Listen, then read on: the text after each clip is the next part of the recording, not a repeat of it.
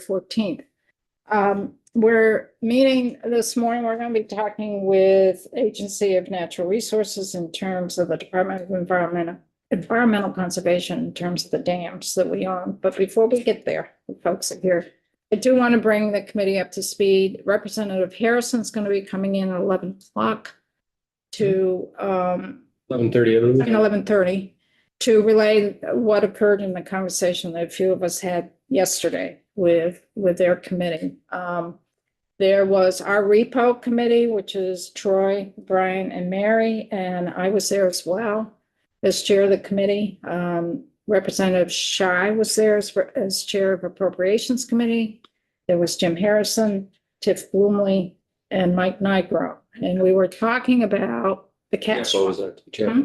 JFO was there. And JFO. was there.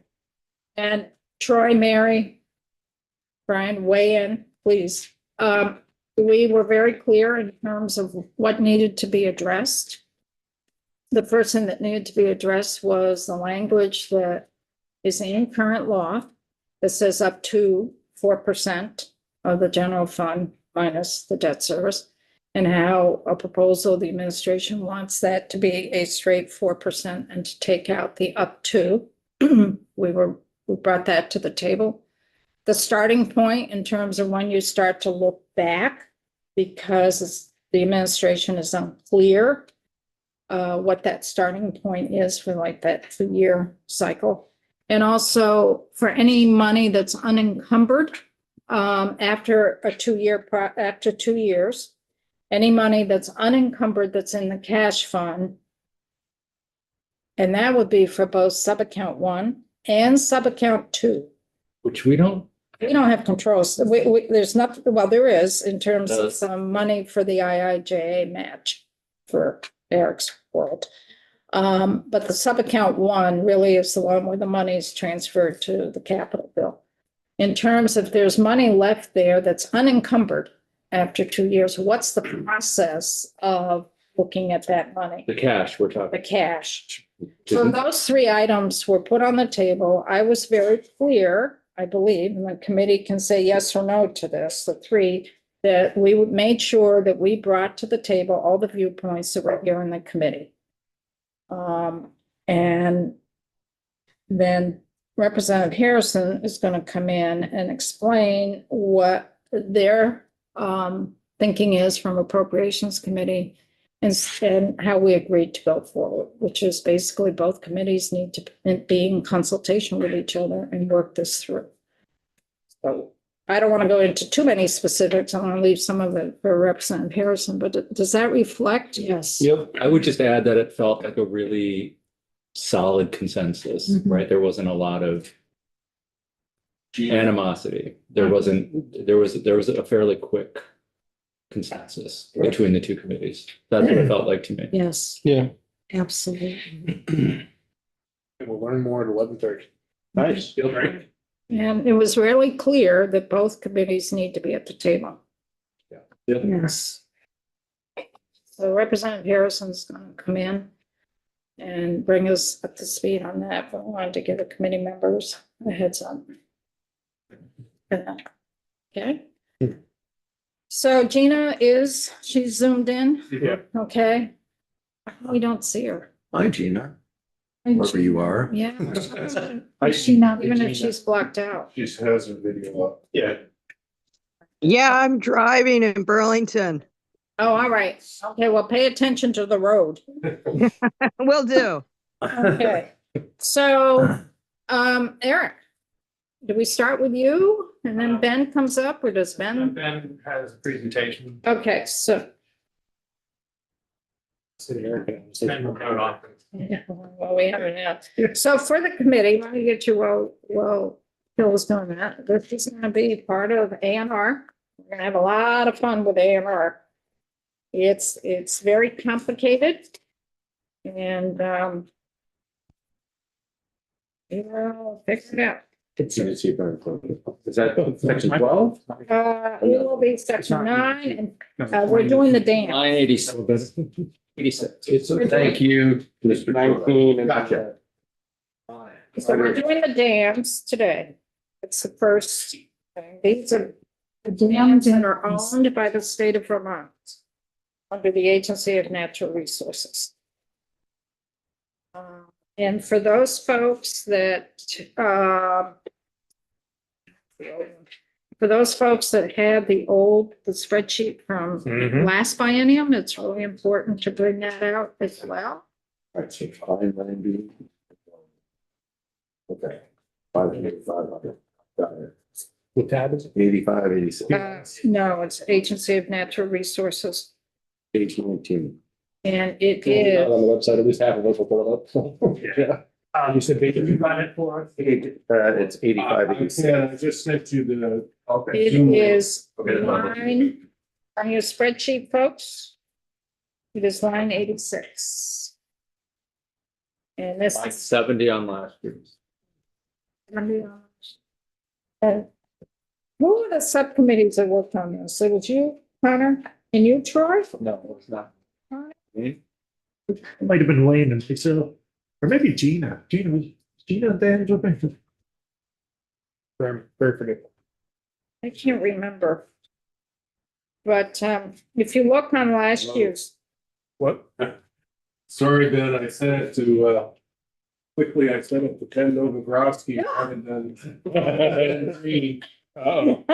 oh, hello, the change in this. Yeah, it's like, why is he calling him in? Got a new Archer, new career move.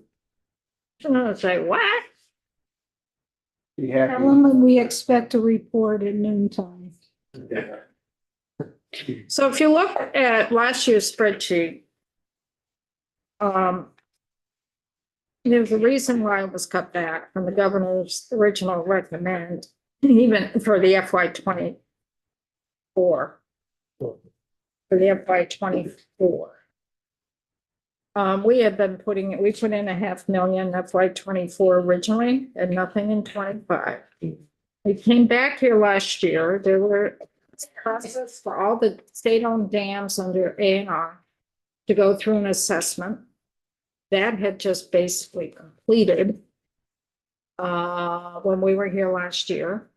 This time that assessment had been completed, so they hadn't started carrying out already what was significant hazardous, there's different categories, but it prioritized in terms of the hazard level, priority in terms of what really needs to come forward for construction first.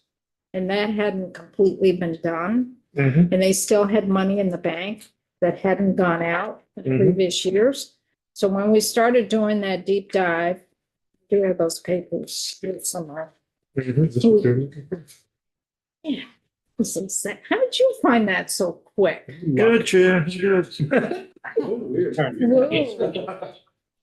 And I have to turn on. Oh, because he's, Ben's audio. I was gonna say, there's a guy on the screen that looks a lot like the guy in the. Are we okay? Yeah. Okay.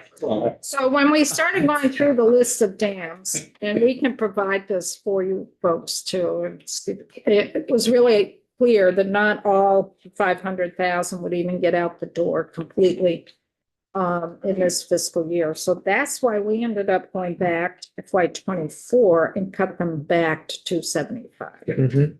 And 0 in 25. But there was nothing that the governor recommended Gotcha, in 25. gotcha.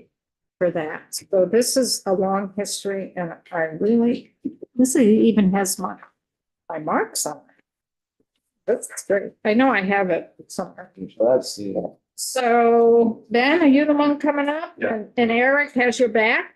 Is that why you're here? Okay. Cool.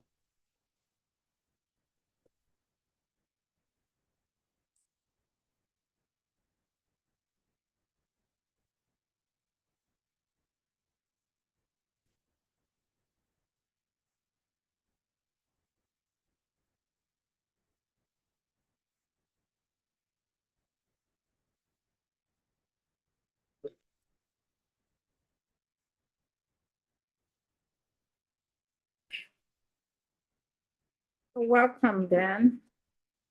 Thank you. And before you start, when you're ready, Please identify yourself for the record.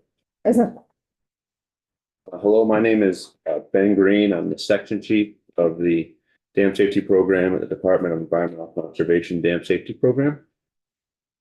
Thanks for the opportunity to come in and speak with you all today. This is an image of Waterbury Dam, which is the largest dam state owns. One of my presentation. Yes. Okay. I just want to start off with a brief overview of our program for those who aren't familiar with us. We're located in the Water Investment Division within DEC. Our mission statement is listed here. It's a little bit different than other programs and departments within DEC, and that our primary focus is public safety.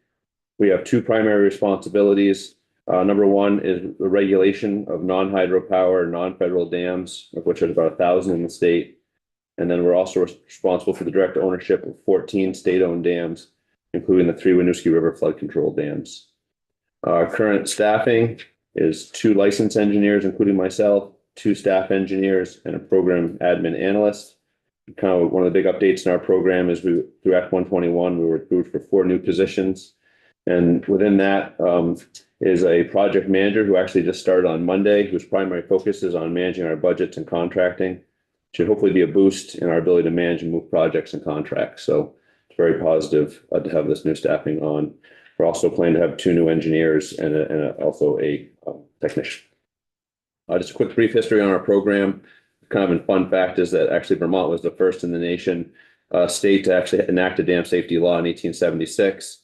Other notable dates is in 1981, 1982. That's when Chapter 43, which is the statute that regulates dams at the state, was developed, and that's really when sort of the modern version of our program started. There's also notable acts in 2018 and 2023 that also impact dams quite a bit. On the regulatory side, as I mentioned, we operate under 10 VSA Chapter 43 dams, and then on the ownership side, again, we're directly responsible for 14 dams, including the 2 Winooski River flood control dams. And then in addition, our sister departments, Forest Parks and Recreation, and Fish and Wildlife, own about 80 dams combined. And more, we're assisting them with dam safety matters as well. So, Sure. What does that assist look like? Can you just do a brief? sure, it varies. How new is that assist? Yeah, we've helped them. We helped them with some projects, both planning, engineering, construction, monitoring. We helped them post floods in 23. We designed some temporary emergency repairs to a few of their dams. We're working right now through developing a program to identify a caretaker for every ANR owned dam and try to basically improve kind of our ownership program across ANR to have more active ownership and more active. So design and engineering support? Design engineering support, also field support. The other programs do not have any dam safety engineers or dam safety specialists on staff. So Okay. that's sort of the role that we help fill for them in some cases. How new is that to your agency? I How would much say it's staff time is it taking? It's happening more and more. There's kind of as the new regulations are coming in, there's a need for greater organization across the portfolio of the roughly 100 dams. So we're more and more involved. Though historically, we have assisted on projects in the past, kind of individual projects at certain times. It's becoming more prevalent. And in terms of how much staff time, in terms of our owner, our 2 primary responsibilities are regulation and ownership. It's roughly 50% split. Out of that 50% split that's on ownership, we still spend the primary amount of our time on our own dams, but we probably spend, I would estimate, somewhere in the 15 to 20% range on dams of others. So how many of those dams for Fish and Wildlife and Forest and Parks? How many total? There's 80 total at Forest Parks and Fish and Wildlife. FPR has, I think, 14, and the balance is Fish and Wildlife. And there's fish. Are you giving them any money? Yes, we're working on some projects with them where the money is flowing through our program.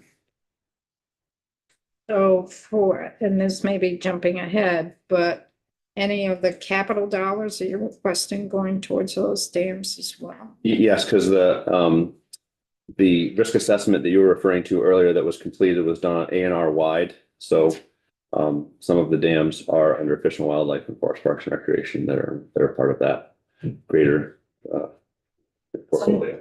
So the capital money that goes to this goes across those 3 three areas of dam ownership. Though it is, money goes directly to DEC, your department, which is a separate department for committee members than the Department of Forest Parks and Rec.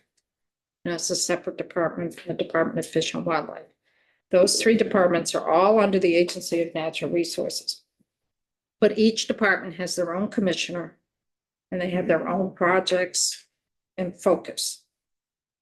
So what's happening here is one department, Department of Environmental Conservation, is taking care, supposedly, of all your dams under DEC ownership, which is part of our capital budgeting. But now you're starting to also support design documents and support services to Department of Fish and Wildlife and Department of Forests and Parks for their state-owned dams, of which combined, they have more than what DEC has. Because you have 14, Correct. Fish and Wildlife has 68, and Forests and Parks has around 14. Well, that's going to be a problem for your budget at some point, isn't it? It's, It's not going to be included in their budgets.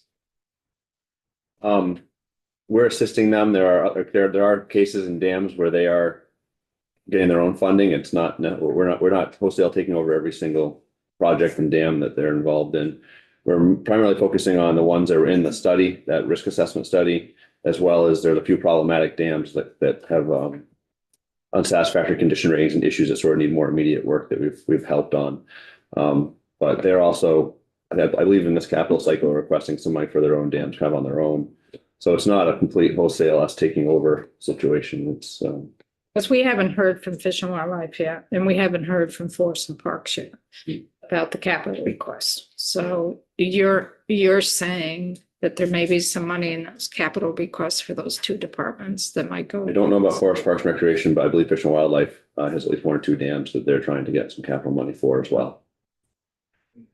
Questions? Well, is there federal dollars that come into any? I know that there is for the, what is it, the big dam, right? Is it Wrightsville Dam? Waterbury and Wrightsville are Yeah. both. Waterbury's actively has federal funding. Wrightsville, we have a match program that we're trying to do a project with the Corps of Engineers that has some federal funding.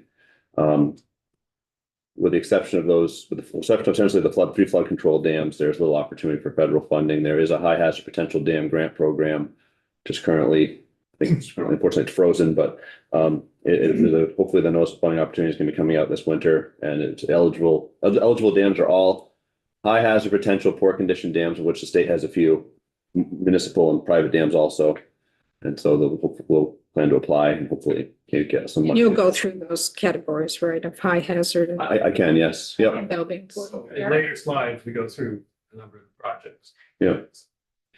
Yeah. If it's helpful, dams are classified by 4 classifications that follows the National Dam Safety Program and the National Inventory of Dams.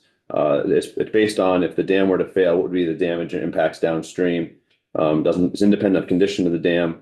And basically a high hazard potential, the classifications are high hazard potential, significant hazard potential, low hazard potential, and minimal hazard potential. A high hazard potential dam is one that's located such that if the dam were to fail, it would result in probable loss of life. So typically they're larger dams, often upstream of some population centers, is to kind of put it in your mind. A significant hazard dam is a dam that if the dam were to fail, loss of life is not probable, but we'd expect quite a bit of property damage, lifeline loss, or potential environmental loss. A low hazard dam is a dam which, if it were to fail, it would result in no probable loss of life and only minimal property damage or lifeline loss, such as, for example, like a secondary town dirt road or something might get taken out, something that could pretty quickly, economically and quickly be reestablished.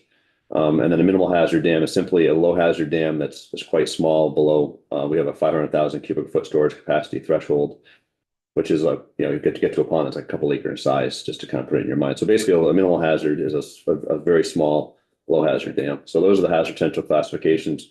We generally prioritize our work towards the high and significant hazard potential dams because those have the greater public safety ramifications. I may be jumping ahead here, but while it's in my mind, the Waterbury Dam, we're dependent on a tremendous amount of federal money coming in for that. Yes. We've been working on that for a number of years, 5 years, 6 years. Are you concerned that those federal dollars might not be coming through with what's happening in Washington? That's Eric has more insight on Eric Blatt, with the Water Investment Division. Money is appropriated, and so. The money has been There's appropriated. money appropriated, and I think this project is pretty far along. But there is always uncertainty, especially right now. This current administration. And it was agreed to for the amount that the state puts in and the amount from the feds, it was at the 7, We wasn't, successfully negotiated down to 7.1% state match. Otherwise, it would have been standard 35%. So and we had a big presentation about this for members that were here last year. We had a big presentation about this to both committees, Senate and House institutions. And at that time, we weren't sure what our state share was going to be. We were hoping it would be the 7%, not the traditional 35%. The reason that we were striving for the 7% state share is that was that the rate or was that the amount that was that we contributed when the dam was originally back to the built? very original construction of the dam. That was our state share, was 7% of it. So they honored that. And that dam was built in 30s. So that was a big savings to us, but so the money for the work on the Waterbury Dam has been appropriated. Was that for the FY25 federal budget or is that the, Several. Right now, with 60 million is what's available for the project. And however, project cost at this point is now estimated about 90 million. There are very large contingencies in that estimate.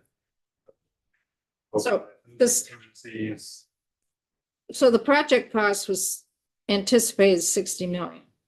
at one point, the estimate, the very initial estimate back in 2014 was about 40 million. for the project. And as we've gotten further along in the assessment of the dam, it's really the Corps doing all this work. The cost has gone up and now it's in the 90 million. And we would be responsible for 7% of that. Well, the way it stands right now, as additional money is appropriated by the federal government, you'd be responsible for balance. 30 million. The balance between the 60 and 90? Is that renegotiable since the cost has expanded? We are hoping that more money will get appropriated to match that. From Now, that's Federal the, government. What have you had to do to get it? Hoping isn't going to get it for us, so what has been? right, well, we work with our delegation. Is the money for the $60 million project, is that in jeopardy with anything that's happening down there right now with grant monies possibly being frozen? To my knowledge, it's not frozen. It's not, I've not heard anything that would indicate that money is frozen. I have not either from other grants. We can check with our contacts at the port. So you haven't heard anything yet. Is there concern that you might hear something about this? I've not heard anything regarding. this. Don't ask, don't tell. Yeah. We are in pretty regular contact with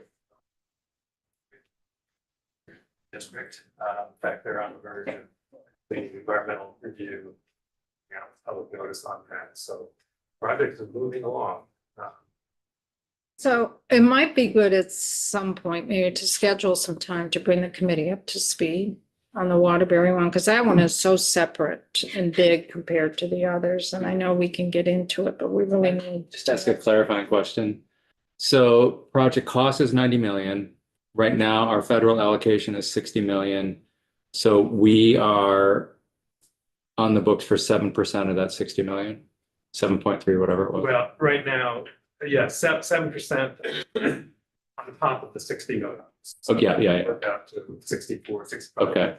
And then The there's. balance right now, unless something were to change, theory would be on the state. Yep, We would work for more federal money. The fact is, the project can't go forward unless the money is available at the time they're ready to go to construction bid. Because the Corps will not see with bidding a project unless the money is already in bid.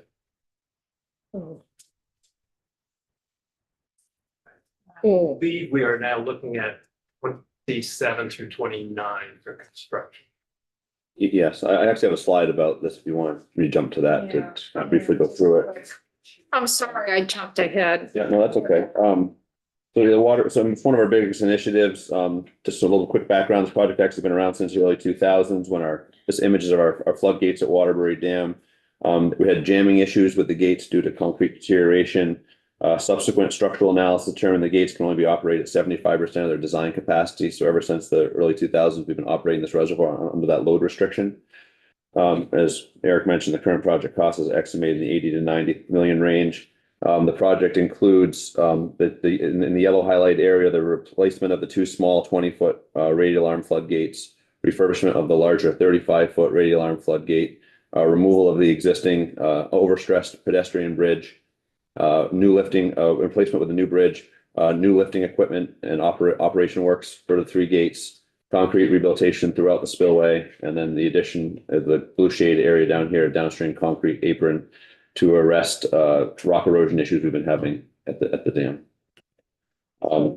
Sorry, so the spillway is what's referred to, I'm just looking at, Waterbury Dam spillway. yeah, that's all part of this As project. part of this project. And you've got, yeah, okay, I won't put it in mind. We're just finishing up the modification study right now with the Corps of Engineers. That'll be completed literally in weeks. The environmental assessment's actually out right now for public comment through the end of February.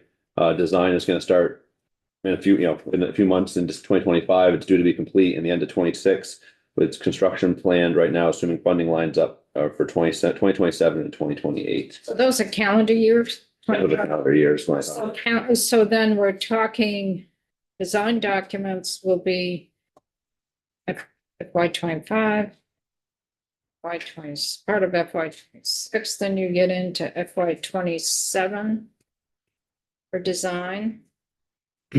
Then the tail, just trying to think this through. So then you got 6 months of 27. And then, so you've got a couple fiscal years there of construction. You've got FY 27 for construction, FY 28 for construction, and FY 29 for construction. I know that's, for committees, you have to think, a calendar year, you have 2 fiscal years, 2 fiscal dates in a calendar year. That's what I'm calculating. And they're looking at this in calendar years. So then you have to divide that up into fiscal years. People follow me? Yep. So you got 3 fiscal years for construction. If they need to be funded, something needs to be funded from us. So there's already 4.5 million of cash fund. That's already been allocated. Equates to this. Has that been encumbered at all?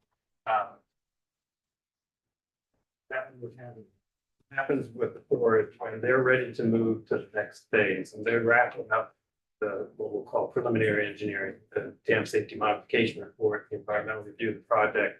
They'll move into design. The plan is to move into design this spring and it will run for 2 years. So that gets you to spring of 27. And thankfully the project will go out for bid.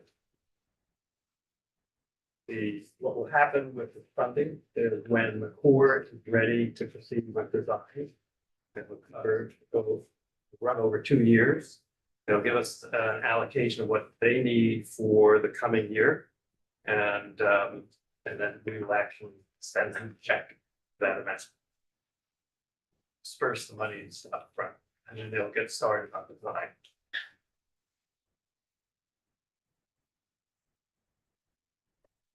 So we're really at the mercy of the federal government. Okay, Sean?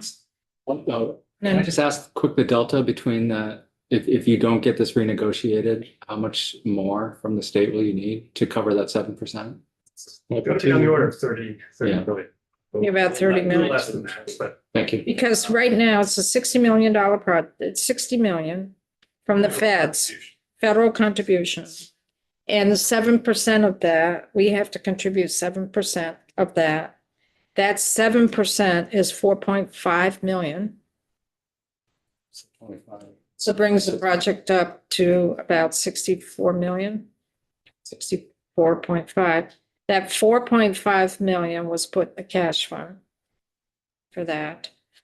So whatever, if the project comes in at 90 million, we are responsible for what is above 65 million to 90 million, which is 25 million. Yeah. And we would need that to go forward in the FY 27 budget to get to construction, or FY 26. 7. So. FY 27. Push potentially to July 127, which would be a state fiscal year 28. I'm new to this. So Welcome to it. Forgive my naivete. But why do you need this dam? This dam was built in the 1930s. It was completed in 1938 following the 1927 flood. It and its two sister dams, Wrightsville and East Ferry, were installed for flood protection in the Winooski Basin. And they provide $3 to $5 million annually of flood benefit to the don't downstream have communities. Flood. They also have the secondary benefits of recreation and hydropower production. Got it. So this does produce hydropower. It's a Green Mountain Power. Green Mountain Power was one of the Okay, original I didn't realize that. project partners. They actually gave some of the land to build the dam and so procured water rights in perpetuity to make power. So it's a 5 megawatt hydropower plant here. Flood protection, which is the main purpose, and then also recreation, Little River State Park, day use area and water breaks, and then plus the public boat ramps. Thank you so much. So because GMP is getting power from this, is there any responsibility for them to contribute to this? They actually, in the original agreements, they gave a bunch of the land to make this project possible. And so in doing so, they procured themselves kind of perpetual water rights. So they actually have a very good deal here, and their forefathers were That's it. on top of things. That's a very good deal. We'll give you the land to build something we can use. That's a great deal. For forever. Well, one thing what Green Mountain Power does they help us with the maintenance. Yeah. They're really significant. They are an active partner when we do flood protection and flood operations. We do rely on some of their staff to assist us at times. They keep an eye on things. We have a good partnership with them. So they are an active partner at the dam, although they don't, distributing funds for this project. But So just quick follow-up. So the 5 megawatts, who gets that money? Who's, Green Mountain Power. so Green Mountain Power is using that and then charging Vermonters for that power. Correct. And they get the revenues from. And Vermont gets what for No, revenues? GMP gets the revenues. Green Mountain Power, yeah. We don't, Wow. GMP does. Sweetheart deal, isn't it? And I would assume we don't even get Your tax boys may money be on it able to because it's ours. Unlike poles and stuff. Oh, I don't think we really need to. I'm glad I missed that. I did Missed too. that comment. What was that? It's a pool. No, before that. We don't get the taxes on it because we own it, unlike the poles, et cetera. Just They negotiated a good deal back Yeah, in they the did. thirties.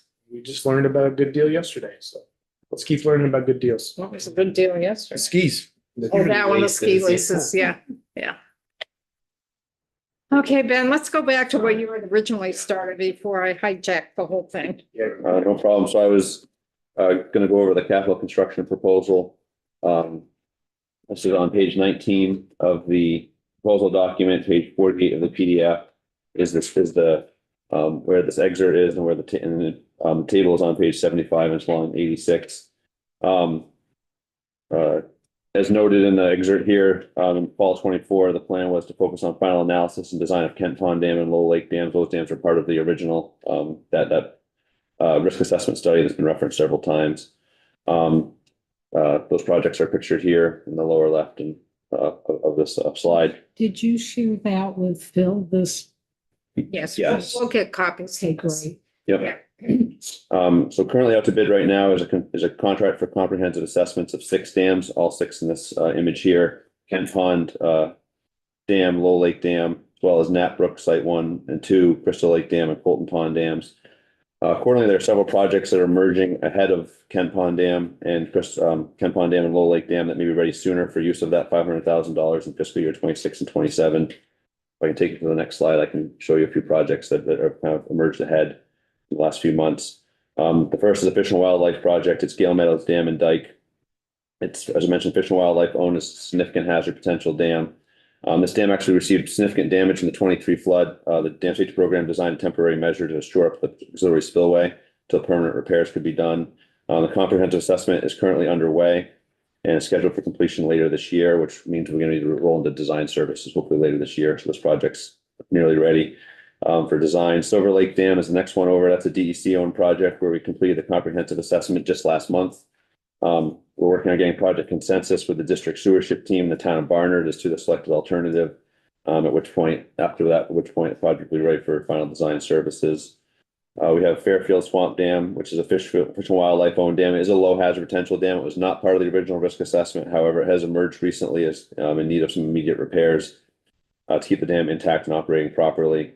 We're working with Fish and Wildlife right now, filling some data gaps using some other money sources to do that. And once that's done, that project will be ready for final design.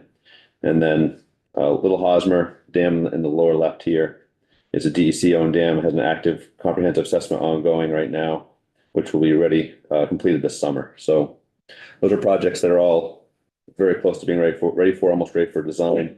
And the Noise Pond Dam is in the lower right is a significant hazard DEC-owned dam. We completed comprehensive on this early in 2024. Fortunately, the 2024 flood, this dam was overtopped and damaged. We spent about $60,000 in temporary repairs to shore up the dam to buy time until the permanent repairs could be designed, permitted, and constructed. And right now we're working with our business office in the final contracting stage for a $497,000 contract for some final analyses, design, permitting, and construction phase engineering services. So that will hopefully be underway very soon. Then I have a question, Joe. Where is Fairfield Swamp Dam? Representative Gregoire. It's in Swanton. It's on the north side, like so where Berry Road and like French Hill Road come together, kind of. It's up in the woods off on that side. Oh, okay, so It's that's it's good induction. You can see it. I'm sorry, You're not gonna see it from. I've never seen it. You're gonna see it from the good side. So it's I was just half a curious. quarter mile off the paved road. Yeah. We're doing a field trip sometime on the way home. Locally, we call it Cedar Swamp. So Oh, okay, that's. Yeah. Sorry. So my backyard and I had never heard of it, but I just know it by a different. it's not that name. Sorry. So on this next slide, we have a list of ongoing and additional ongoing and planned projects. The first 2 lines in the upper table are actually ARPA 22 funded projects, which is not necessarily through this committee, but just wanted to show the projects that are ongoing. That money could be used for both operation and maintenance work as well as design and construction projects. And there was some pressure to use these funds up, and that's what we have done. We have a pretty significant project going on at Waterbury, not necessarily directly related to the spillway project, to assess our penstocks and gates at the dam. And that's underway and will be completed later this year. That's almost $1.25 million project. I also just wanted to mention that in addition to the projects on this table, we have a wide array of non-capital maintenance projects that we run, like annual mowing and brushing, snow removal. We have a valve and gate maintenance program. We also run contracts with several entities that maintain some of our recreational areas we're responsible for, as well as a few of the dams, directly operate some of the dams for us on a daily basis. So those are other contracts that we have. Of note in this table are the green shaded projects. These are the projects that are funded with the 3.115 million of fiscal year 23 funds. Noise Pond Dam, I already mentioned that to be under design very soon. We have a 6-dam comprehensive project that I previously mentioned that's out to bid and will be back very soon. We also have the Wrightsville Dam geotechnical assessment project. That was one of the higher risk projects that came out of that risk assessment, and that's also in bid. And then we have Wrightsville Dam flood operations feasibility study, which is a project that's tied to the Army Corps of Engineers through a program where we're working with the New England District, again, somewhat similar to Waterbury. This one has a 50% cost share where we're studying the performance of the dam during the July 2023 flood and looking at opportunities to improve operational flexibility of the facility to hopefully make it perform maybe a little better for the next event. And that it's a program through the Corps that will engage this spring or summer. So yeah, the last two projects in the green shaded area we kind of have wait in the wings a little bit as we wait final numbers for those projects to make sure we have enough to move forward with them. This doesn't really track some of the information that we were working off of last year in terms of where the dollars were going to go. Is what I'm seeing on the surface, and I know you folks got this is a deeper work that Can we make some copies of that? yeah. I mean, we were talking about the Wrightsville Dam last time, East Berry Dam, That's Crystal Lake, Kent Pond, Lowell Lake, Knapp. yep. Yeah, those projects are that 6-dam comprehensive project that are showing on the slide here. Knapp, Lowell Lake, Kent Pond, Crystal. Because what we were doing, and you'll get copies of this, but just we're going to have to do, I think, a deeper dive in this. We had last year to date $2.6 million that was going towards our dams. From this sheet that we worked on, it was dated the 20th of March last year in terms of what was projected to go out the door in FY24 as well as FY25 and into FY26 was 2.2 million. So there was already 3.6 in the bank minus the 2.2 million to go towards these projects. So it's 1.4 million left. And that's why we sort of decreased your appropriation for FY24 because you weren't going to get all the money out the door. So I'm trying to connect what we worked on last year with what you're presenting here. And I know it's hard to do it on the fly here. So I think at some point we may need to sit down and compare these documents when we can focus on. We want to make some copies. Yeah, and there's one on the back too. But thank you. I'm just trying to follow it, and it's really difficult to follow it. So your upcoming projects. Upcoming projects are mainly listed beyond 27. We've been trying to get on the FY27. Yeah, these are future projects that we're trying to basically the project sequence that we've gotten into is first we do a comprehensive assessment. We've done a risk assessment to know which dams have the highest risk, and from that we're doing comprehensive assessments on the dams, and then we move to final design, and then we move to construction. The ultimate goal is we get into a rhythm where we have several projects in each steps of those phases, as long as we have appropriations that can match that kind of pace. And right now we have, as I mentioned, several comprehensive assessments that are complete, several that are in process. We have one going to final design. We have a project that's in construction, that's Lake Carmi Dam. But the idea is to kind of keep that rhythm moving where we constantly are moving projects through the process from comprehensive to design to construction. And then those essentially fall to the bottom of the list because they're taken care of. And then we move down that risk list. And so these projects and the upcoming project, it's an example of upcoming projects where Noise Pond Dam, as I mentioned, we're just entering final design phase. We're going to do rehabilitation construction. The best estimate we have right now from that is $1.8 million to bring that dam, into full compliance and complete the rehabilitation project.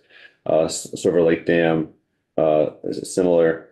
All these projects are essentially rehabilitation, design and construction after we get done comprehensive assessments.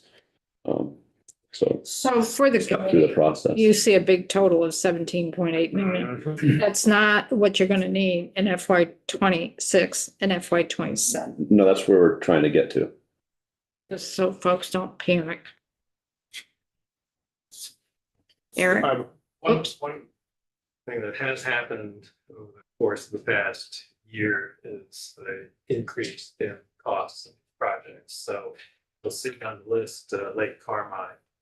We did our original estimate on that, it was about 250,000. When the bills came in, then it's like, so that meant we had to do some juggling, figure out how we were going to cover it. We're doing it. So that's that. 1 year to the next. Thank you. Thanks, Lauren. Very much. Jane? So on your upcoming projects, Fairfield Pond is listed twice, or Fairfield Swamp is listed twice. Is that intentional, like two different expenditures, or is it just an over? Oh, I'm sorry, that's an error. Thank you. Is it supposed to be something else, or is it just? I think that was just an oversight when I copied the table. I apologize Okay. for that.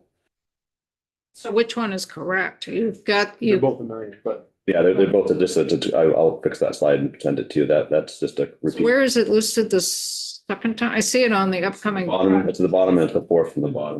this in there. to the bottom and the bottom.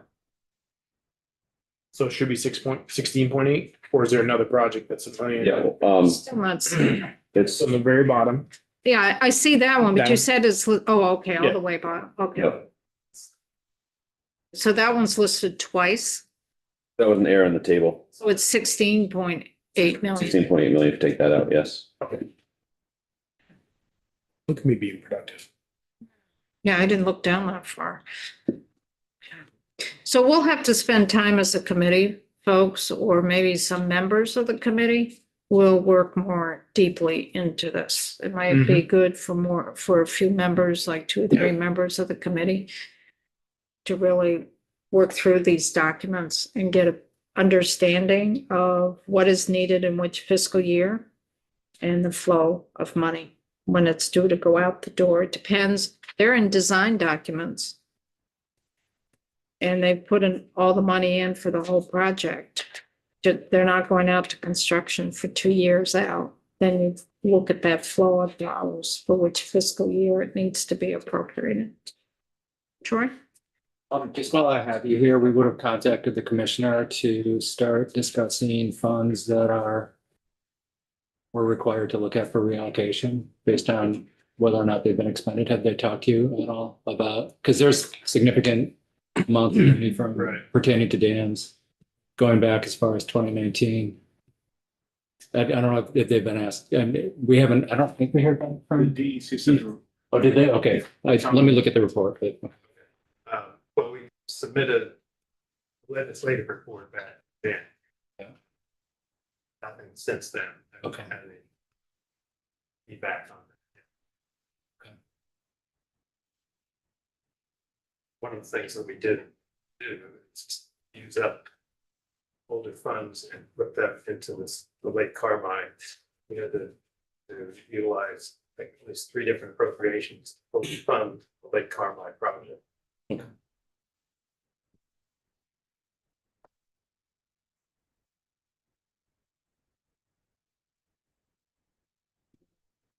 My next slide was about the spillway project. We've already, I guess, covered that. And then for my final slide is just some updates on our program. As I mentioned earlier, we have 4 new positions that were allocated. I'd just like to point out that we've kind of historically been such a small group that we've all done a little bit of everything since our group is growing from up to 9 staff. We're breaking our program up into 3 service areas. And I'd like to focus a minute on the project management service area, something we haven't historically had. We just hired this week, just started a new project manager who will be tasked largely with focusing on RFPs, contracts, and projects. And that's hugely beneficial to moving projects more efficiently and through the process. And hopefully also be less less apt to be pulled into other program priorities with the volatility of things like floods and other program priorities and regulatory issues. So hopefully we can keep them largely focused on this work and to the benefit of getting more projects done in the future. Thanks so much, Ben, and thanks for everything you do. It's really exciting to have the new staffers on board and see that actually happening, you know, after putting in legislation. So that's great. Just hoping, do you mind just humoring me and giving, you know, Wrightsville, obviously, for those of the committee, you know, came within like 6 inches of cresting, you know, during the flood a couple of years ago. So there's a lot of anxiety in town, you know, with Wrightsville holding up. And I think we thank God that it did its job, you know, as it was intended, but close call, right? Do you mind just giving a snapshot of where we are and with Wrightsville and maybe like, what can I say to people in my community in central Vermont that'll give them hope that they're on the track to being safer than they were previously? Sure. So just a reminder, so Wrightsville Reservoir is up the road here.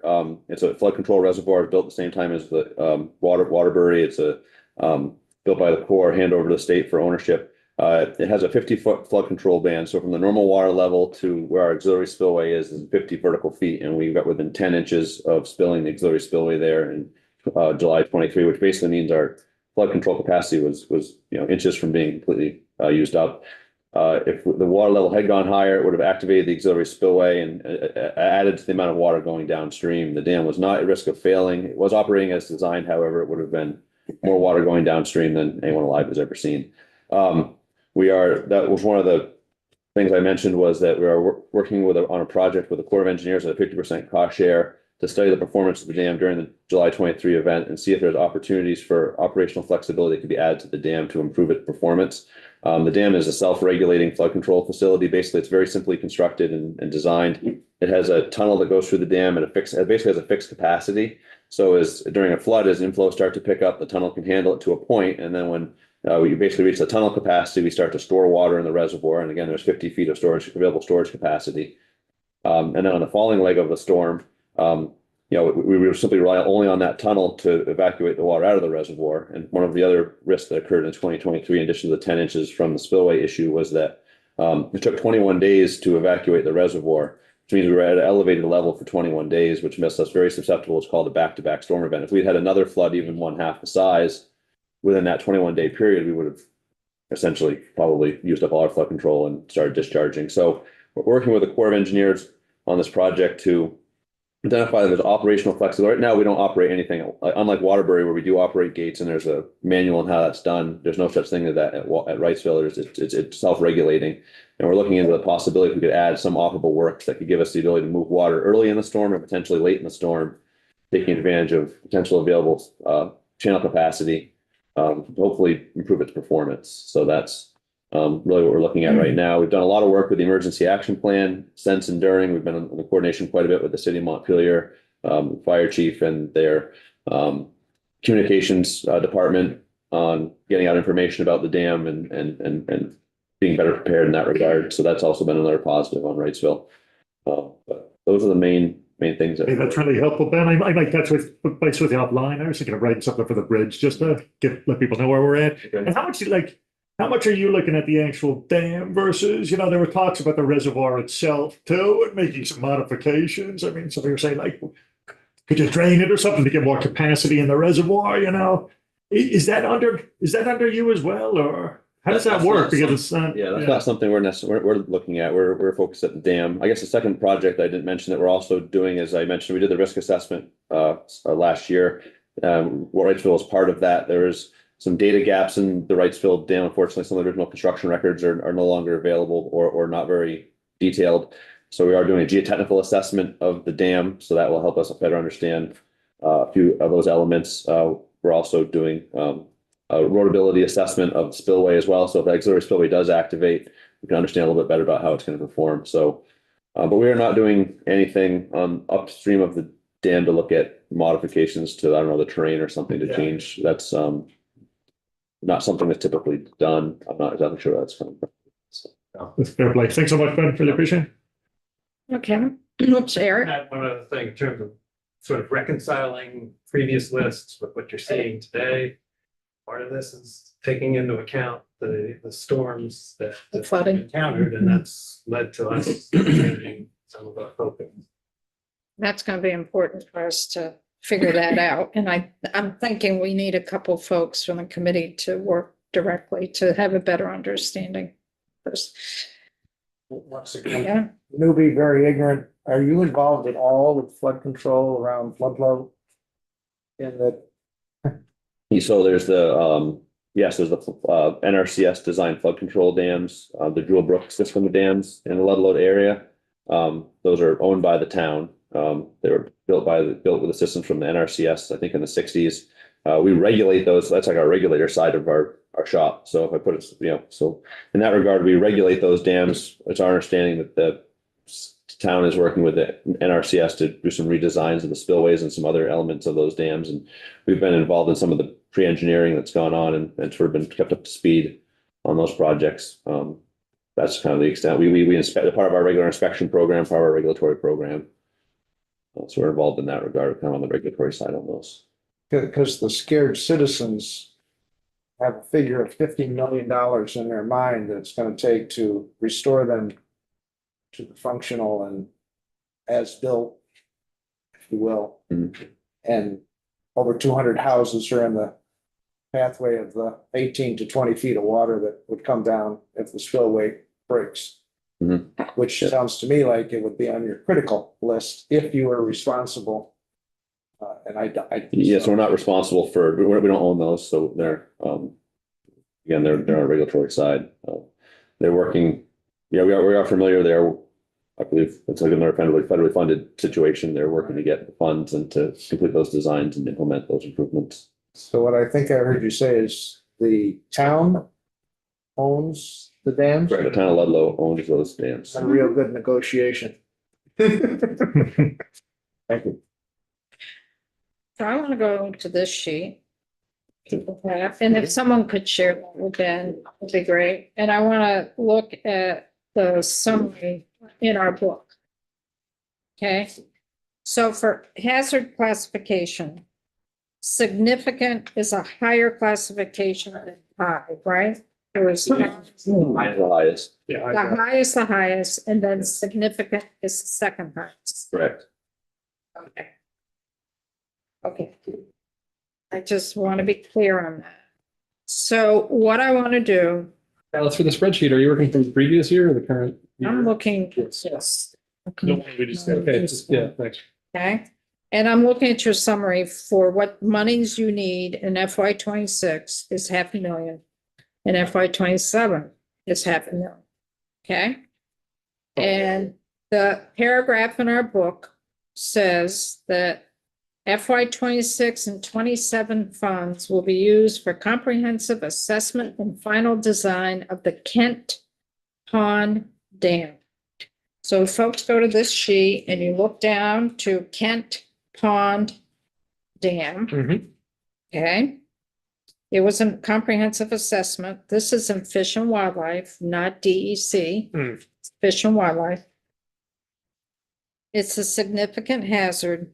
There was 200,000. If you go to the estimated schedule, project programming would begin in April of 24, which was FY 24. Mhm. It'd be under contract and project would start in September of 24, which is FY 25. And the contract and project would be completed in September of. Mhm. But it looks like the description in the book is you're doing a comprehensive assessment and final design, and you need some of this $500,000 in FY 26 and 27. And it looks from this sheet that the 200,000 was to go towards that comprehensive assessment, final review, structural exploration, So all borings. the projects in that section B are that 6 dam comprehensive project, 246. That's that $1 million project that is unfortunately behind schedule, but it is out to bid right now. So wait a minute, say that again. That is in D, so you could Crystal, Kent, Lowell, yeah, and Fulton are part of that $1 million comprehensive assessment project being done in one bid. But you already had money in the bank to do that. Part of the 3.115 million. You had $1 million there to do that already for previous appropriations. But those are comprehensive assessments, yeah. So this is also talking about, if you look at the paragraph in the book to explain what the 1 million, there's 500,000 for 26 and 500,000 for 27. It's for comprehensive assessment and final design of Kent Pond. So you've already had 200,000 for Kent Pond for comprehensive assessment. Has that been done with the 200,000? That's out to bid right now. That is not completed. So under the estimated schedule, it's behind everything that's. These are behind, correct. Yeah, these are out to bid right now.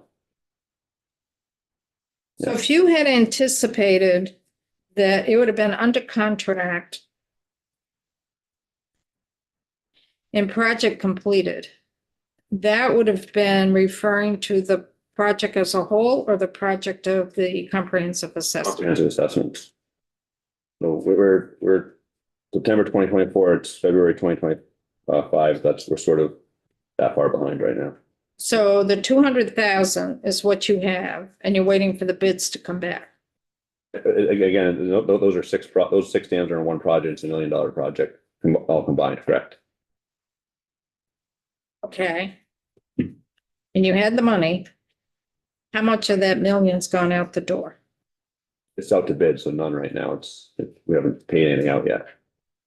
And are you anticipate, and it's out to bid Right. for the assessment scope? For the comprehensive assessments of all 6 of those dams. And are you anticipating those bids coming back higher than what you've allocated 200,000 for each of those 5 projects? I hope not. So if it stays within that budget, Right. and it's the same, if you read the paragraph, it's also comprehensive assessment for Lowell Lake. And if you go down to the last box on the front page, Lowell Lake, that's a Forest and Parks dam. That's another 200,000. So did you, and you've gone out to bid for all these 5? Correct. One 6. bid. It's actually 6. Right. I guess there's not 6 in the list here. Nat Pond Site 1 is listed here. Nat Pond 1 and 2 are right next to each other. So there's efficiency in adding Nat Pond 2 to the project because they are directly in series. So all the work is going to get done immediately adjacent. So we added that one to the mix. So you already have $1 million in the bank to do the comprehensive assessment. So of the new money for FY 26, it's $500,000, FY 27. Those are to go to complete the assessment? Or what it says, The 1 million will complete the assessment. The 500,000 could be used, as I mentioned earlier, could be used for design of Kent and Lowell. Or we have some projects that are ahead of them, as on this slide here. I was mentioning Silver Lake has a completed comprehensive assessment and is essentially ready to go once we get some internal buy-in. That one I think is going to be ready to go before this assessment can be done and the design. But do you show that anywhere when you're switching money from ready from ones that aren't? Do you have like where we can see where it's going? We can, I guess we could take this and sort of That would be very helpful. we need to know the flow of dollars. Yeah. We've got a lot of money in the bank. Yep. It hadn't gone out, and that's why we cut the 500,000 to 275 last year, because you had enough money to get you through FY 25. So we're just following up on that. Because you have $1 million already in the bank that you already had from FY 21, FY 23 capital bills to go towards these assessments. So you're waiting for the bids to come back. Yeah. So the new monies, the $500,000 FY 26 and the $500,000 in FY 27 Yep. would go towards final design documents for both Kent and Lowell. Yes, and that's, and I presented this slide here because they're gonna be in comprehensive assessment. There are projects that already have completed comprehensive assessments and Those have. these have, Gale Meadows is nearly done, Silver Lake is done, and Little Hosmer's will be done very soon. Those three, and Fairfield's a little bit different, but those are projects that are gonna be ready to go to final design sooner than Kent and Lowell, so. I guess we can provide a kind of an update, but I think the plan to move that money more quickly would be to shift to these projects, because they're further ahead. What's being requested for 26 and 27? Between fall and now, that these are kind of like emerging projects, so. Right, but because those are a little ahead, those are ahead Yeah, from they're ready for the the design. year. Yep. You're saying what's being requested for FY 26, the 500,000, and FY 27, the 500,000 would go more towards the construction work of these, Design, final design work, final design right? for these 5? At least hopefully two or three of them. Which, and where are you prioritizing? Silver Lake Dam has completed comprehensive assessment, so that one is only waiting in, we have to go through internal, external kind of buy-in for the project, so that's the one step that needs to happen. That one's ready for design. And then Gale Meadows Dam and Little Hosmer both have comprehensive assessments that they're more toward, that are in process and will be completed later this year, and we'll be able to go to final So design can you after that. put So they're ahead of these ones that have comprehensive assessments. They're just about to get started. So are you able to put that on your graph here somehow? So that- Yeah, we could update this graph Each to one. show. And where the money is shifted to? Yes, we could do that. That's why I think it'd be really helpful to have a couple members of the committee really work through, because this is what we had to do last year. I think Connor, you were on that. It was that? Chip, I remembered. It was you, Chip, and Yeah. me. Yeah. Okay, so we'll have to get some folks here. Troy, And you have 2022 dollars set aside for Little Hosmer that has, excuse me, $40,000 left unencumbered. Yeah, Little Hosmer's in this is one little tip. comprehensive assessment. That's one of the projects right here that's comprehensive will be done soon. And the bids came in below our estimate, so we have a little bit extra there. Hopefully we can shift to design when the time comes. You want to shift that to design plus this FY 26, 27 to design? Yes. Do you have anticipated design costs on that?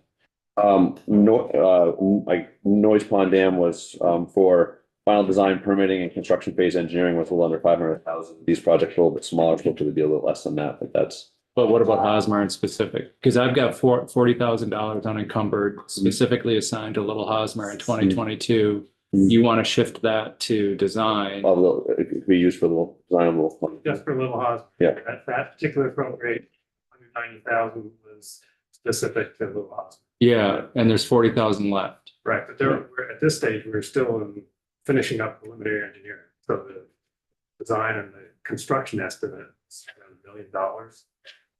Yeah. So I think that money will be Okay. used for that project, because it won't be enough to.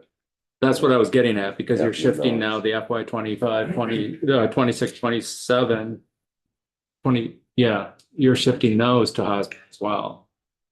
But you anticipate needing all of it for, $40,000 is not gonna be enough to do final design, nor construction of Little Hosmer. So it would Okay. go to assist with those next phases, but it's not be enough to do Thank it you. all.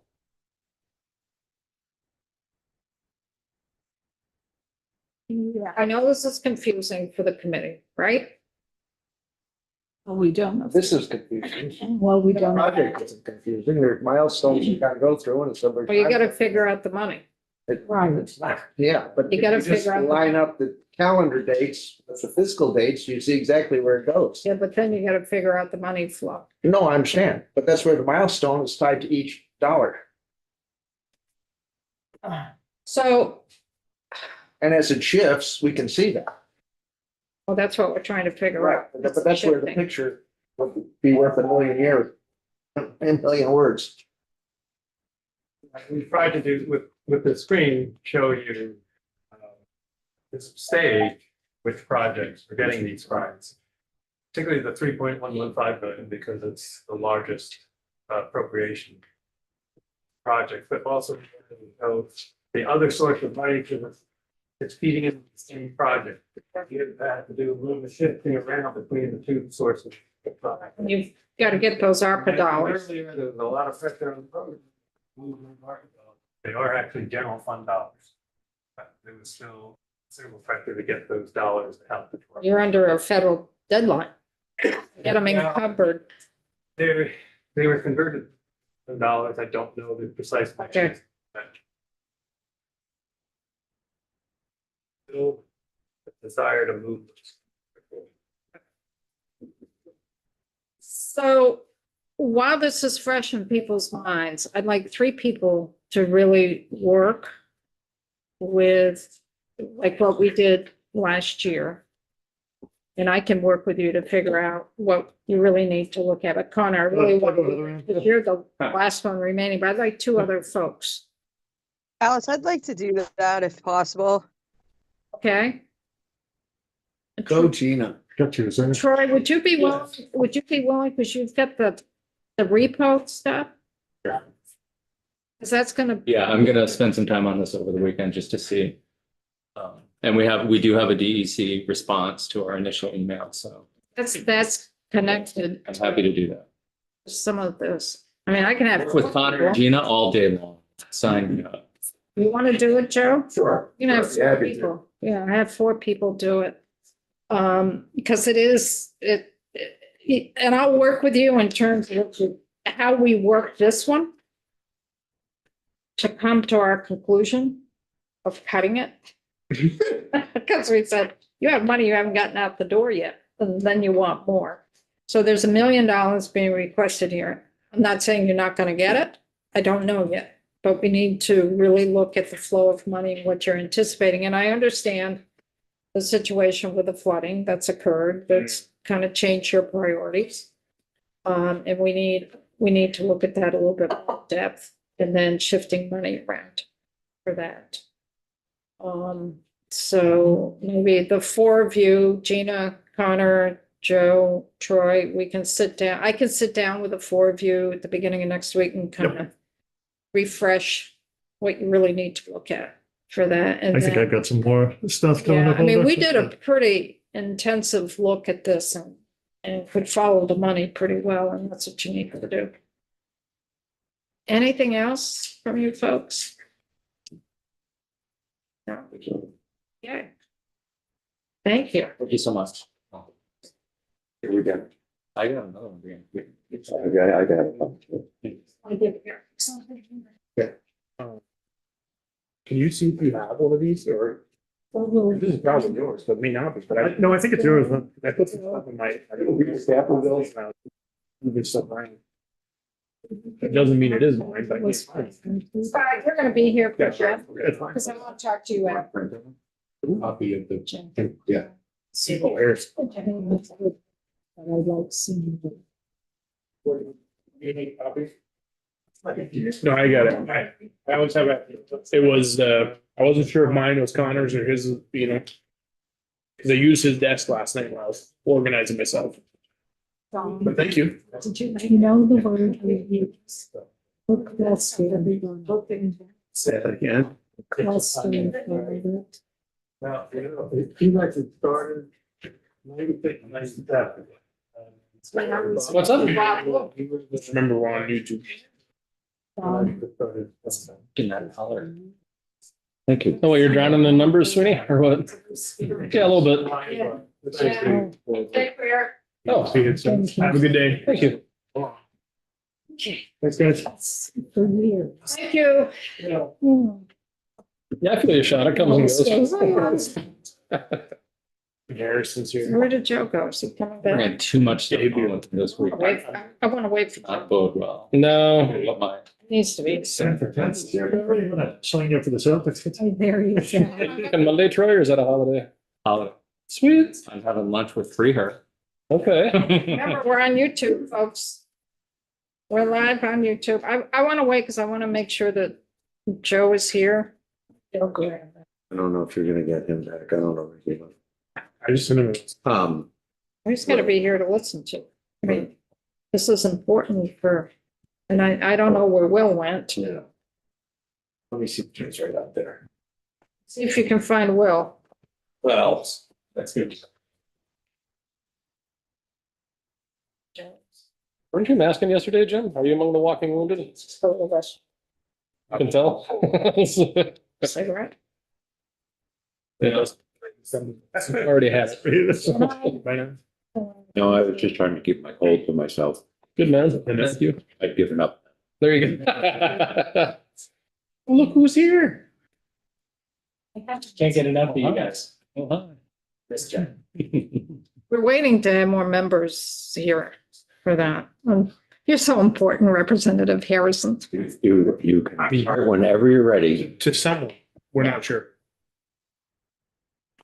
I gave him a little something. What, when's March Madness? You weren't listening. 30 days, I think. Is it 30 days? I expect to have a strong team from corrections and institutions. I don't think we've ever participated before, have we? Well, Yeah. some of your members have, but all you need is at least 3 and you can have a team entry as well as a individual entry. We're up to the task. Remember, you're on YouTube. So I'm not gonna reveal any of my picks.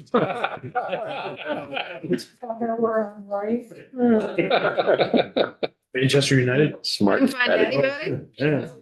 I bet you on that one. Did you? I guarantee I can- go to- Is he out smoking? Did you go? Look at the- Oh, that's true. Speak out the window, yeah. look at the window. Is he out there? Just text him.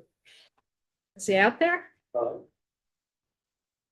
Do we want Will? Is he out there? What's his name? And Will, we don't, yeah, he's out there. And Will, coming. and Will, we don't have a clue where Will went. I'm texting him. And James, you still on YouTube? I'm She said she still on was. Zoom with us? I am. Okay, we've got, Soon. we've got Jim Harrison here, Representative Harrison from Appropriations to talk about the cash fund issues. The green cards and some kind of code to- I just want as many people as possible. That's not the priority, Okay. but if you see someone. I'm just really right. This has been a tough, yesterday was tough. I'm positive I'm not sick, but I feel sick. Like as In far what as way? fatigue wise, I'm just so tired. So tired. You haven't been bitten by a tick, have you? It's a tough Cats. presentation. And I No, just, but I'm serious. I have a really hard time sleeping. Presentation. It's just worse. The hot seat was hot. Well, no, the thing is though, every year. it's Doesn't have to be. different, you can connect the dots. Yeah. You do very good work, Flowers. but you can never know, you never know the numbers. What days. But this week is just. Brian, are you going to that meeting with Walden? Oh, God, when is it? I'm not going, just It's not made to be getting home. hold on. It's not. Nothing. Well, Still nothing. He's coming. Joe's coming. I don't know where went. Yeah, I've been sort of letting those circle, Troy. Is today the day they're sitting down with the lieutenant governor? That's at 1. I mean, I'd like to. hear- Noon with the legislative trustees in room 44. I said I'm not going to. Which one's 44? I don't have anything better to do. What are you doing? Something else? Yeah, I just don't, I mean, given the fact that. Oh, yeah. I don't want to sit in. Yeah. Given my seeking the appointment. Yeah, fair enough. We just don't, I really. would But it's like UA, to hear, 'cause it's he's UA, very the focused. trustees and Jill, I think. Thank you for your patience, Representative Harris. Your call is very important. Thank you for the 30-day update this afternoon. That's important. It is.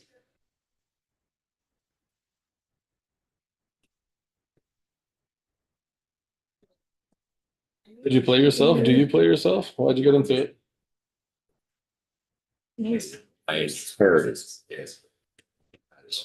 It's a long story. Can you dunk? Okay. Okay, let's get refocused, folks. I just want as many committee members here as possible, because I know this is an important issue for all of us. As I stated earlier, there were 4 of us from the committee that sat down with 4 members from Appropriations Committee, really talked through how we're going to approach there's really three issues there in the cash fund.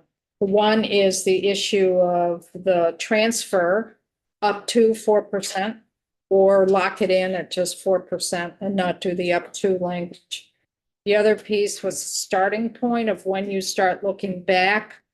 What's that starting point that you look back at in terms of money has been appropriated, cash has been appropriated, and is it encumbered? Is it out the door?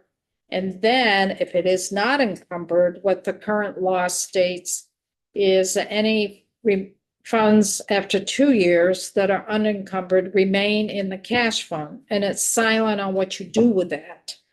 So those, Representative Harrison, I think those are the three and a half issues that we really talked about with members from this committee, with members from the House Appropriations Committee. And there was consensus on how we would move forward, and Representative Harrison was willing to come in and share with us from appropriations some of their thinking and relaying to us what the consensus was. So Jim, I'm turning it over to you. Yes, good morning, Madam Chair. Jim Harrison, member of House Appropriations Committee, and I don't know exactly how I volunteered or got voluntold to be the committee representative, but I do have a little bit of background in this area. Not this current session, but prior to this session, one of my budget areas was BGS. So I was on the Appropriations Committee a few years ago when the cash fund was first started, and that was quite a change of what the practice was before that in terms of all bonding it. And the state was in a position to be able to pay for some of the capital projects with cash, which in my world is a preferable way to approach things. And when you can do that, it saves the state interest in terms of bonding, and it also saves potential bonding capacity if and when you really, really need it. So I start with, hey, I wish we could do more in terms of cash and avoid more indebtedness. But going from there, we are in an environment downstairs where there is a lot of uncertainty. Yesterday, we had the first of two public hearings. I tried to do rough addition in terms of the requests over and above what we've been handed to in a budget, and it probably is in the neighborhood of $70 million over and above what was recommended by the governor. We'll have another public hearing. Some of that will be duplicative, but it won't go down. It will increase. Additionally, there are some areas of state government, as is true in a lot of years, where there's a lot of pressures, and the governor's proposed budget is trying to address them where they can, but a lot of areas that couldn't, and still do some things like put money aside for hopefully some property tax relief. Hopefully we get into a transition. So there's a lot of challenges, and I hope we can meet as many of those challenges as we can, but there are no guarantee at the end of the day that we will be able to. So I think that the sense is downstairs, this is not the time to change the cap, the 4% to a flat 4%. As opposed to up to 4%. I hope we can keep the 4%, which is proposed. I really do. And I tend to, on a lot of areas, be a fiscal conservative, and will do my best in my part to try to do that. But at the same time, we also have the backdrop of what's happening in Washington, and you can't. And some days you can't really react until you know what it is.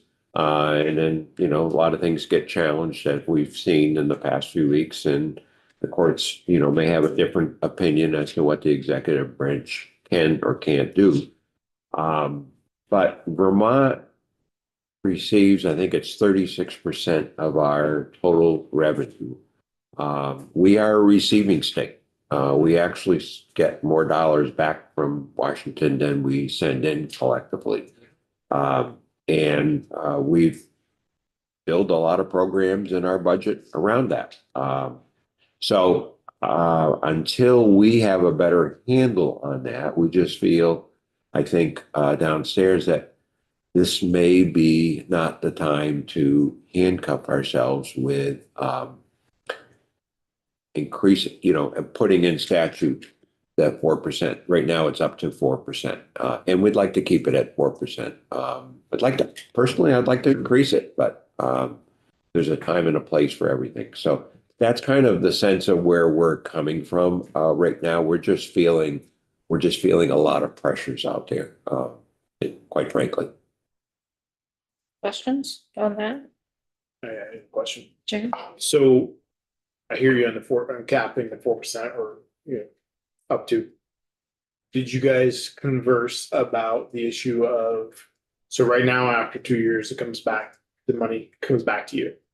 And so some of us at least have considered and thought maybe that money has been appropriated. So after 2 years, it would be go to our repro and not come directly back to you until, what, 5 years or whatever it is. Did you guys converse about that?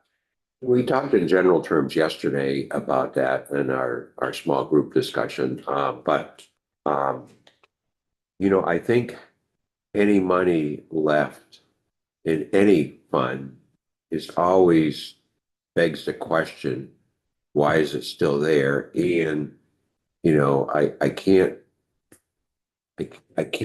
foresee a scenario where you have a project that's ongoing, but it hasn't been completed, but yet there's reasons for it that you wouldn't say, you know, we need to continue that and that we don't allow that to continue. It's not I mean, we don't automatically sweep too many things in state government. And even when we do, we get a list, and some of them are pretty routine, but others are not. So I can't, you know, I don't know that it's a huge issue one way or the other. You know, I mean, we'd certainly be willing to work with you on that. But if you said, you know, we still need that $1 million for this project that we started, but we didn't complete, you know, it's an engineering design or whatever. I just can't see where we would pull it back unless we were faced with an emergency.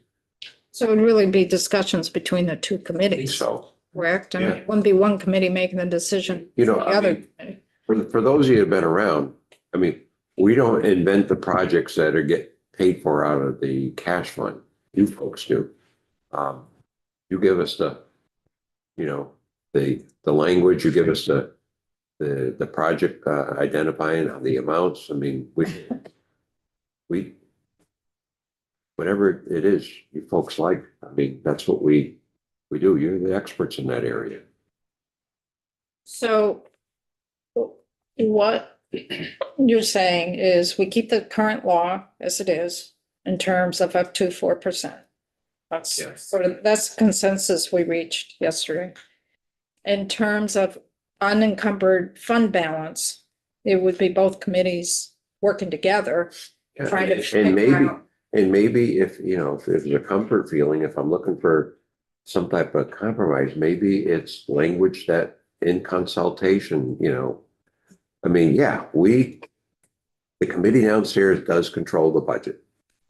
But you know, we're all part of the same body. So you folks are the expert in that area. So if that would be helpful, I would certainly, you know, try to sell that to our committee if that's something you're The interested in. language, like in consult, the two committees consult each other. The other thing to try to clarify, because it was unclear when that starting point was in terms of when the to look back. And one thing we mentioned was that we just clean up that language to say upon the effective date of the appropriations, the budget. That's what I remember. That was towards the end. Do other folks remember, Brian, Yeah. Mary? Yeah. Yes. You know, I just like to reiterate, the cash fund is a tremendous tool. And again, I wish we could commit more, and maybe we will when we, have a surplus or something, because that saves us money long term. And I totally understand, when you put a number in there, it sort of forces more discipline. But we can do what we can do. 14% of our budget, I think, is committed to pension obligations before we do anything. And I think the legislature's been pretty good the past 10, 12 years of whatever that number is, that's what we do. We could change that. We could, which has been done in the distant past by the legislature when budgets were tight, but we don't. We commit to that, first and foremost, that we're going to pay for our pension obligation. And I'd like to think that if we're on track, and so far we have been for 3 or 4 years now, of putting the money in the cash fund before we, slice and dice the remaining dollars. So we want to save that interest money, because long term, that will help us do more with less. Well, that's an important point you just made, Jim, because over the last several years of like the pension, for example, making sure that we don't stray from the number, or hopefully go a little higher. Because for many years, that wasn't the case. And that, not just the pension, but other things. Yeah. And that's how we got into the situation on so many issues that we're in today with the amounts that we can't tackle. The debt due, so to speak, so that's a good point. We've got to make sure we hold the line and make sure we're not going, the other pressures here. We'll take Peter to pay Paul, because Peter's debt becomes very large and now we can't pay for it. So. Yeah, no, and I can only speak as one member of the committee. I'm committed. You speak for the entire. Well, I know. We need to do what we can. And when this was originally proposed a few years ago, and my friend from the administration might remember better, but there was a plan actually to increasing the amounts so that eventually there wouldn't be any bonded debt. And just fortunately, we're not there right now. And there are obviously ramifications if you do that, but there are a lot of areas where bonded debt makes perfect sense in the world. I think we're just trying to work with you. I just say, I think the proposal to lock it in makes a lot of sense, but not right now. And I'd like to, see us revisit it going forward, because times change and our fiscal situation changes. We're just not looking to put more pressure on ourselves than we need to, and inadvertently cut out some things that we didn't want to cut out. I hope we don't do any of that. We keep it at the 4%. Questions? Joe? Well, I mean, we've heard testimony that historically, the debt payment load has run well in excess of 4%, which means that appropriations never got a bite in that apple.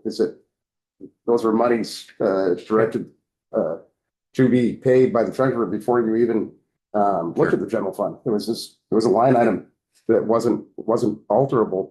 So in that regard, a 4% global allocation to capital needs, 4% of general fund less the debt payment, I don't think would be more onerous in the work of appropriations than what we've seen previously vis-a-vis, debt payments over a higher portion of the general fund.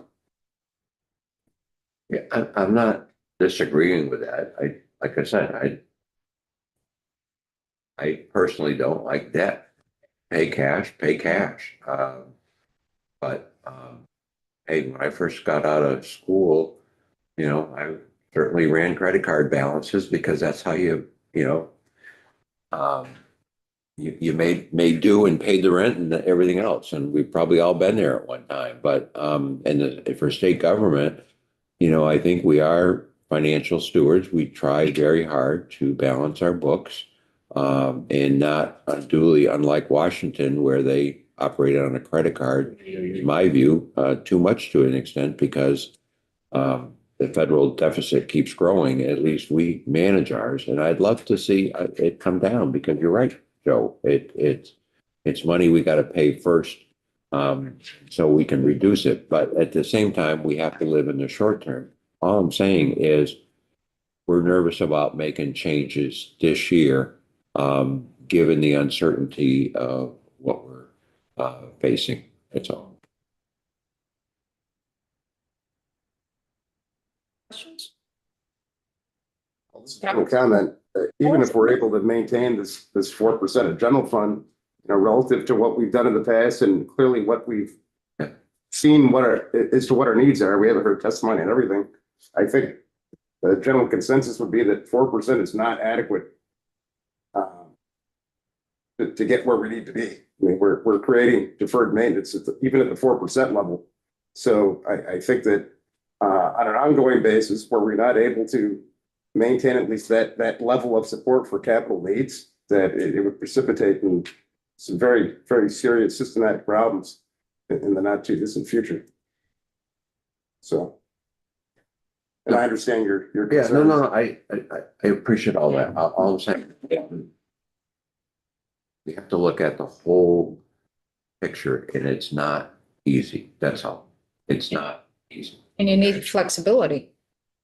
Yes, and again, hey, I would love to increase that percentage because long term it will save us money. Unfortunately, we have to live for short term, especially this year. That's all. So Gina, did I just let the person in? Did you want to say anything? Yeah, I just. God, this is on you.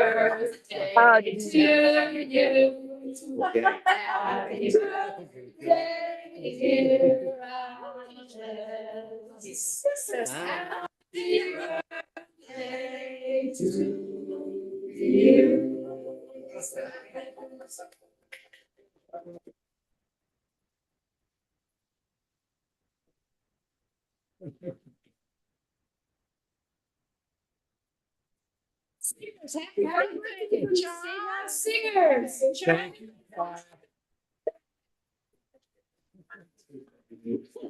They have singers.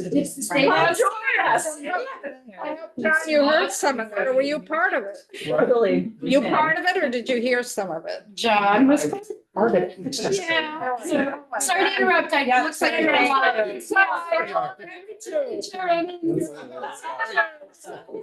As a former member from Mount Holly would say, where's the cake? It's coming. You're 50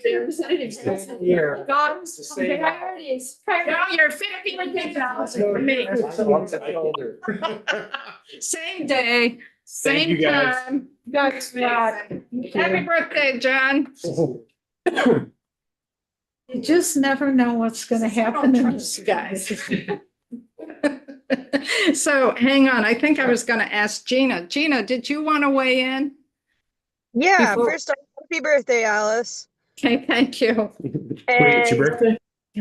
Yeah, all day. Go for it. Secondly, I'd really like to weigh in on this in the respect of, we talk about this year being really tight. Well, I don't foresee a future where every year isn't going to be really tight. And why don't we start that fiscal discipline now? Because this isn't going to become an easier decision to make. And if we don't lock it in at the 4%, we're going to be losing out. And, I used the analogy the other day, all that the, capital fund's gonna have left to pay for is super glue and duct tape for these buildings. Well, that's why we are going to be working with Appropriations Committee from here on out. And I think in the past, we always have, I believe, Jim, I think we've always, both committees have worked together because there's needs from both committees. And that's been. I see the needs of appropriations growing in a way that's subject to programmatic things, and the needs of the capital budget are static. We're going to need what we're going to need to maintain buildings, right? Whereas appropriations is only going to have more and more tugging on them. So I'd like to see us secure our future. Yeah, Gina, I appreciate the comment and sentiment. All I'm saying is we can't commit to anything right now downstairs. It's just very, very fluid. And we have, I think, in the governor's recommend 4% in that. And that's where we're operating under.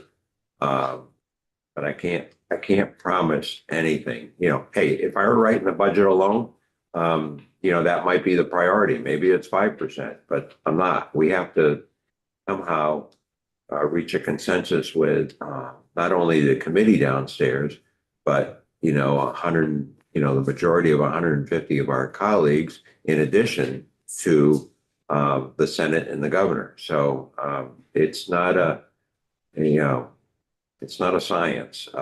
It's an art sometimes. So hopefully we get there. Maybe we didn't get there on the Budget Adjustment Act, but hopefully we get there on the fiscal year 26 budget. Kevin? I guess it's probably more of a comment than a question, but if we ever see low interest rates again, I personally would say we'd be better off to bond if the interest rate is zero. So we're in a situation where interest rates are going up, so we need to avoid locking in at a higher rate. So I think it's a volatile question. It's not a if or never. Right. So we've got to use that flexibility. And we have bonds out there now that I think the treasurer has looked at whether they should be repaid early, and if they're low rates, you can earn more sometimes on the interest on your money than paying it, but that's not. Not now.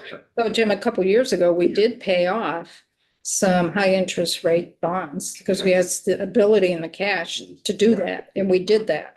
So when, it's fluid, but we tend to deal year by year because everything changes, and we try to be as fluid as we possibly can and respectful of all the committees that have jurisdiction with different issues for that. Yeah, I'm a messenger here. All I'm trying to do is share, some of the realities downstairs that we have to balance. And the budget will end up being too low from some members' perspectives because we didn't take care of all the needs out there. And it will be too high from other members' perspectives. Hopefully we find that right balance, whatever that is. But the more we get language in there that makes it more rigid, the harder it may be to find that right balance. I hope we can do it with even a higher than 4%. And your committee is certainly always welcome to recommend higher amounts coming from for the cash portion. Any other questions? Thoughts? Okay, I want to thank you, Jim, for coming in. Thank you. I mean, I didn't know I would get to witness the birthday front and center. So You missed the barbershop quartet Yeah, we earlier. had a barbershop quartet. wow. Who knows who's gonna do what this afternoon? Well, I don't know if I dare. Thank you very much. Thanks, Jim. Jim, someday people will like you enough to sing too. So let's take lunch, folks. We're back here at 1